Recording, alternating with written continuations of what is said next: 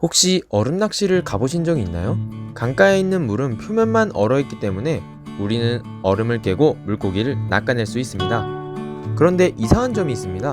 물은 왜 표면에서부터 어는 것일까요? 어찌 보면 당연한 것일지도 모릅니다. 왜냐하면 추운 겨울에는 공기 온도가 영하이고 추운 공기는 물 위쪽에서 열을 지속적으로 빼앗기 때문입니다. 그러나 액체의 경우에는 무거운 물질은 아래로 가라앉고 가벼운 물질은 위로 떠오르는 대류 현상을 통해 온도가 모든 부분이 균일하게 유지됩니다. 이것은 라디에이터를 바닥에 설치하고 에어컨은 천정에 설치하는 이유와 동일합니다. 때문에 차가워진 물체는 무거워서 가라앉고 상대적으로 뜨거운 물체는 가벼워서 떠오르면서 대류가 되기 때문에 모든 부분이 거의 온도가 일정하게 유지가 되고 온도가 계속 떨어지다 보면 모든 부분이 균일하게 고체로 상태 변화하게 될 것입니다. 그런데 물은 모든 부분이 균일하게 얼음으로 바뀌는 것이 아닌 표면에만 얼음이 존재합니다. 실제로 우리 주변에 이러한 특성을 가진 물질은 물밖에 없다고 합니다. 그러면 물의 어떠한 특성 때문에 이러한 일이 일어나는 것일까요? 일단 물의 분자식은 H2O로서 수소 2개와 산소 1개로 구성되어 있습니다. 그리고 물 분자에 있는 수소는 일반적인 수소와 달리 특별한 특징이 있습니다. 바로 수소 결합을 할 수 있는 특징이죠.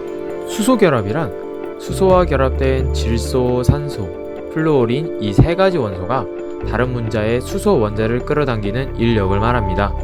이러한 결합을 갖는 분자들은 대표적으로 암모니아나 에탄올과 같은 분자들이 있습니다. 이때 수소 결합을 하는 물 분자는 육각형의 구조를 형성하게 됩니다. 얼음 분자는 모든 물 분자가 수소 결합을 하여 마치 벌집 모양과 같은 구조를 이루게 됩니다. 이때 육각형의 중앙에는 빈 공간이 존재하게 되는데 이 빈 공간 때문에 얼음은 부피가 액체 상태의 물보다 큰 값을 가지게 됩니다. 여기서 열을 가하게 되면 열 에너지가 얼음 결정의 수소 결합을 끊어버리게 됩니다. 그러면 물 분자 간의 거리가 가까워지게 되고 물이 액체 상태로 변할 수 있게 되는 것이죠. 그럼 다시 본론으로 돌아와서 추운 겨울에 강이 얼어붙는 과정으로 돌아가 보겠습니다. 공기의 온도가 충분히 낮다면 강가의 표면에 있는 물은 냉각되어 온도가 내려가게 됩니다.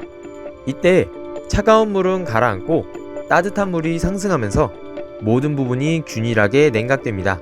이때 강의 온도가 4도씨까지 냉각되면 물 분자가 냉각되면서 수소 결합이 생성되기 시작하는데 물 분자는 육각형 구조를 형성하기 시작합니다. 다시 말해 수소 결합이 생성된 물 분자는 육각형의 구조를 형성하고 육각형의 구조의 중앙에 빈 공간 덕분에 부피가 점점 커지게 됩니다. 육각형 구조의 개수는 온도가 낮아질수록 증가하게 되어 온도가 낮아질수록 부피가 점점 커지게 됩니다. 여기서 문제가 발생합니다.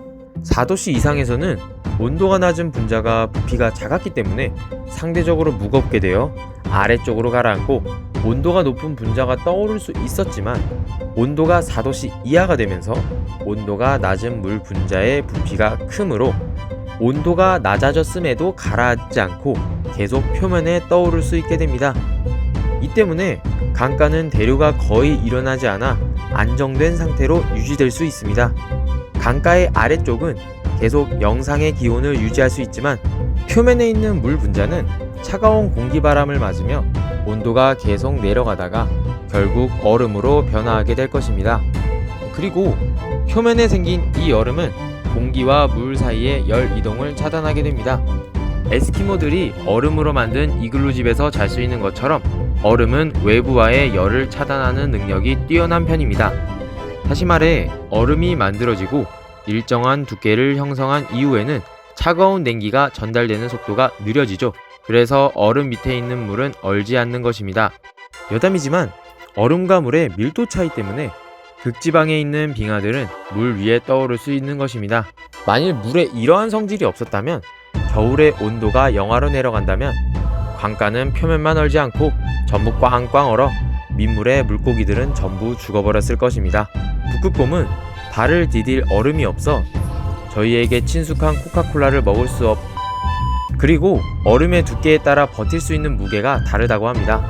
5cm만 돼도 사람 한 명이 올라설 수 있는 두께이고 20cm가 되면 대형 트럭도 운행이 가능하다고 합니다. 얼음 두께는 20cm 이상만 돼도 안전하지만 송어축제와 같은 축제에서는 혹시 모를 사고에 대비해 25에서 30cm 정도의 얼음 두께를 권장하기 때문에 물에 빠질 걱정은 없다고 합니다. 자, 오늘 영상 요약입니다. 강가가 얼어있는 모습을 보면 표면은 얼어있지만 안쪽은 얼어있지 않습니다. 일반적인 물질들은 대류 현상을 통해 모든 부분이 똑같이 고체로 변하겠지만 물은 4도씨 이하로 떨어지면 대류 현상이 멈추게 되어 표면에만 온도가 지속적으로 내려가게 됩니다. 그래서 표면만 얼음으로 변하는 것입니다. 덕분에 물속의 물고기들은 안전하고 우리의 코카콜라는 무사한 것이죠.